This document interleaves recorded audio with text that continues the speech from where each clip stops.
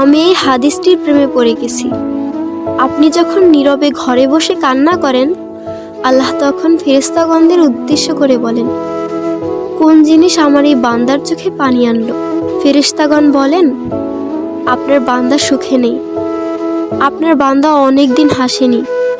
এই বলে ফেরেশতাগণ কান্না করতে থাকেন এবং আল্লাহকে বলেন, হে আমার রব, আপনি জানেন আপনার এই বান্দার হৃদয়ে কি রয়েছে, অতএব আপনি তার জন্য সবকিছু সহজ করে দিন।